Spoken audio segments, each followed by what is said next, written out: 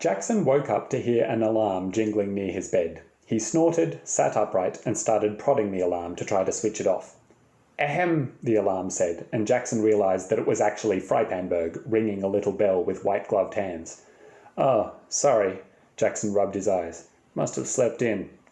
No worries, bro. Thought I'd better wake you up. We're due at the opening of the skate park in a few hours. Great, thanks. You also missed this morning's papers, Mr. President. I left them on your desk. Frypanberg pointed. On the other side of the room, a desk sagged under the weight of what looked like hundreds of newspapers.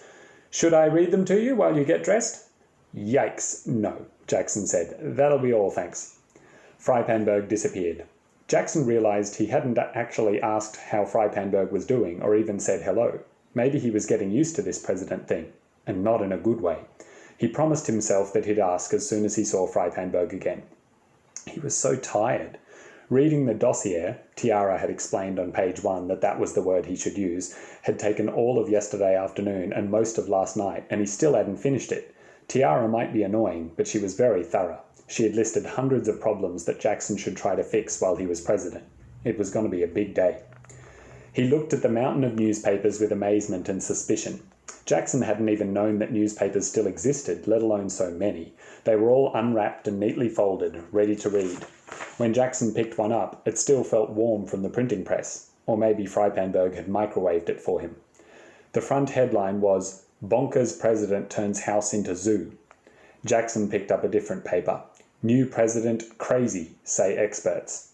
Most of the papers had headlines like this. The only one which was different had a picture of Jackson and Morris on the balcony under the headline, Morris Teaches Kid About Governing.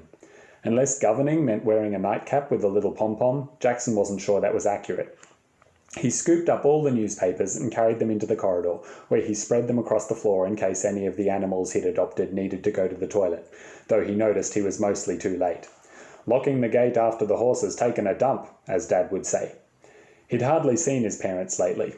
Once they discovered that they had access to a personal chef and that he was a former junior master cook contestant, they were spending all their time in the dining room. Whenever he wandered past, he could hear chewing and slurping sounds from inside. Jackson walked purposefully up to his office. The first problem on Tiara's list was pollution, and Jackson was determined to fix it before the opening of the skate park at 2 o'clock. How complicated could it possibly be? Quite complicated, actually, said the Labour Secretary. Certainly more than a child could comprehend. No offence, he added quickly. Jackson was annoyed, but he obeyed the rules and didn't show any offence. Apparently we're dumping a lot of poison into the ocean, he said instead. How do I make that stop?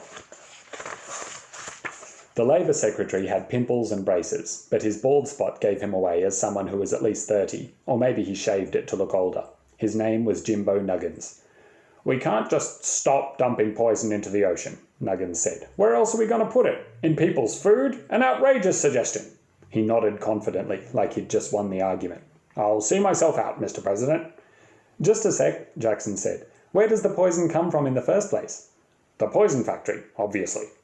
What's it for? For dumping into the ocean. But why?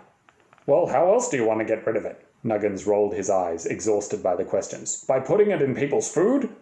Jackson carefully slid his plate of waffles across the table, away from Nuggins. Stop suggesting that. Can't we just stop making the poison? Stop making it? Nuggins looked horrified. What about Steve? Who's Steve? He works in the poison factory. He'll lose his job. Jackson stared. I don't think it's smart to keep poisoning the ocean just so your friend gets to keep his job. He's not my friend, Nuggins said. He's yours. He donated quite a lot of money to your campaign, or to the real Jackson Morris's campaign.